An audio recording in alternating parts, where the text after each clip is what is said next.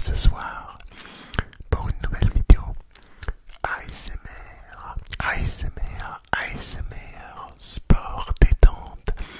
Ce soir les amis, on se retrouve pour le sport détente, le sport détente, le sport détente, le sport détente numéro 42 sur la 29e journée de Ligue 1, la 29e journée de Ligue 1 qui a vu s'opposer le Paris Saint-Germain et l'Olympique Lyonnais.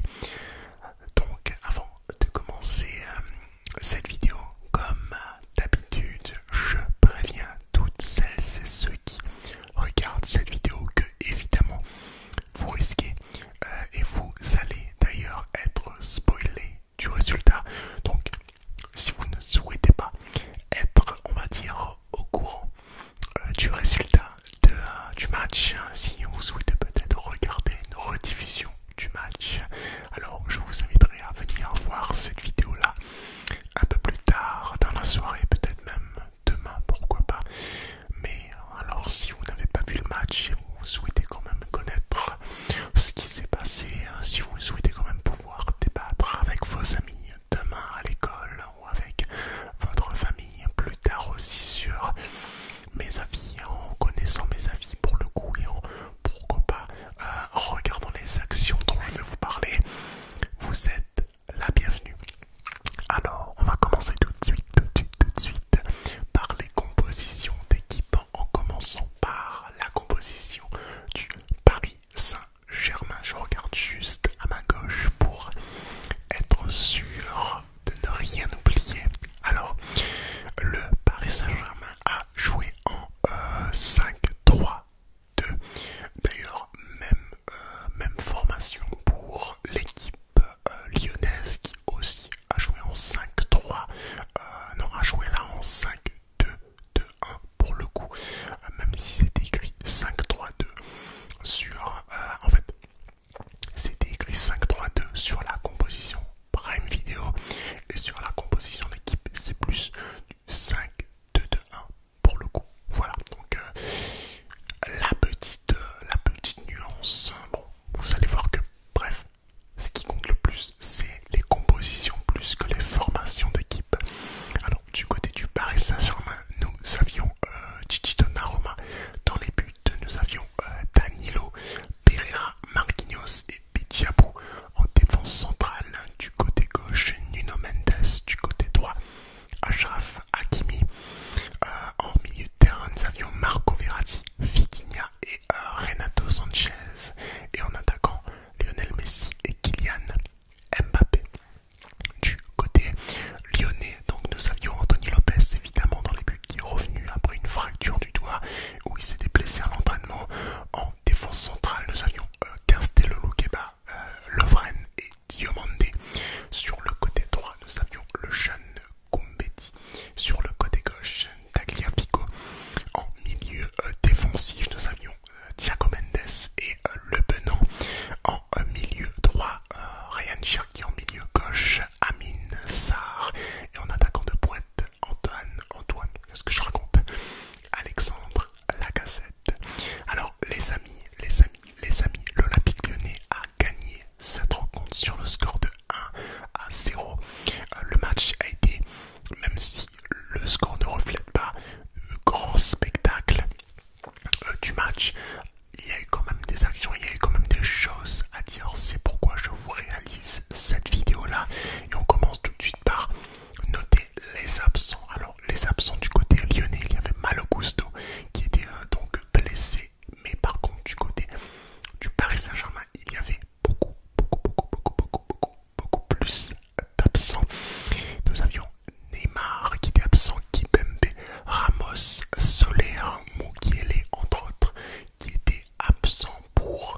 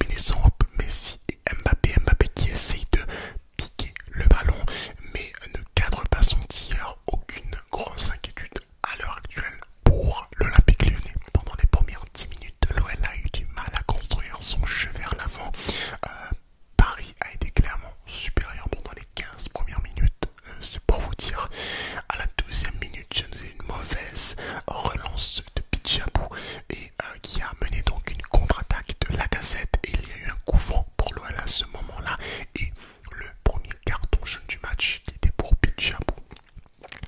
15e minute, perte de balle de Danilo qui récupère une récupération haute de l'OL qui a mené une action à 3 dans la surface du PSG qui a fini sur une frappe de Thiago Mendes non cadrée. Pour le coup, c'était la première vraie action du match pour l'Olympique Lyonnais qui intervient donc à la 15e minute. Donc pendant les 10 autres minutes suivantes, donc de la 10e à la 20e minute, c'était déjà mieux géré pour l'OL.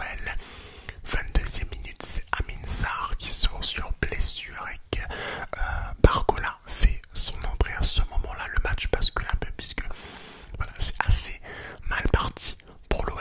Amin Sarr donc est obligé de sortir, ce qui fait que la formation lyonnaise a dû se changer complètement de facette avec Barcola qui rentre à la place de Amin Sarr. Amin Sarr que je ne connaissais que très peu évidemment, l'attaquant qui nous vient du Pays-Bas tout simplement. Il est suédois mais il a joué aux Pays-Bas aussi en Eredivisie apparemment. À la 24e minute donc il y a eu le coup franc de l'Olympique Lyonnais qui a mené à une grosse contre-attaque de Messi qui finalement a perdu la balle et a donné une autre contre-attaque pour l'OL. C'était vraiment une action à la demi-heure de jeu qui était vraiment du camp par camp. Enfin, vraiment il n'y a pas eu de milieu de terrain, c'était de l'attaque-défense pure. À la 34e minute, je notais une bonne relance de Donnarumma qui a réussi à trouver Renato Sanchez qui a joué directement sur Nuno Mendes. Une bonne percée du défenseur portugais sur le côté droit de la défense lyonnaise. Thiago Mendes, non, Renato Sanchez est clairement pour moi l'un des joueurs qui a le plus bougé, qui a été le plus impactant dans la première mi-temps du Paris Saint-Germain pour le coup.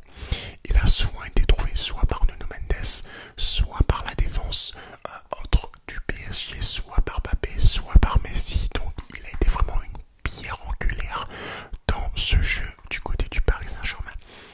À la 37e minute, j'ai noté une bonne attaque de Barcola qui perd son crampon droit. Il glisse, finalement Lacazette se précipite et a réussi à piquer un petit peu le ballon devant Donnarumma. Donnarumma qui touche Lacazette et penalty à ce moment-là pour l'Olympique Lyonnais. Donc 37e minute, penalty pour l'OL, tiré par Lacazette et raté par Lacazette. Lacazette qui trouve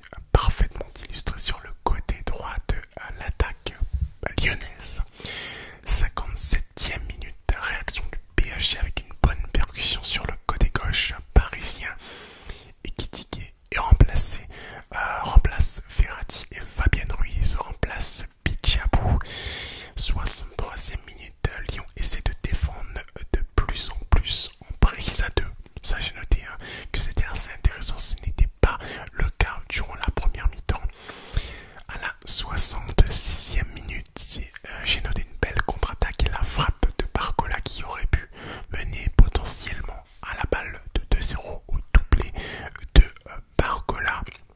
71e minute, très peu de mouvement du côté du Paris Saint-Germain. On a vu vraiment un PSG effacé dans la deuxième mi-temps. Je n'ai absolument pas reconnu le Paris Saint-Germain jusqu'à la 80e minute où Hakimi tout seul, malencontreusement évidemment dans la surface lyonnaise, frappe du gauche mais ne cadre pas. Franchement, j'ai noté qu'à part cette action-là, il n'y a eu aucun gros danger du côté du Paris Saint-Germain. Christophe Galtier a décidé de faire rentrer beaucoup de jeunes joueurs en cours de match.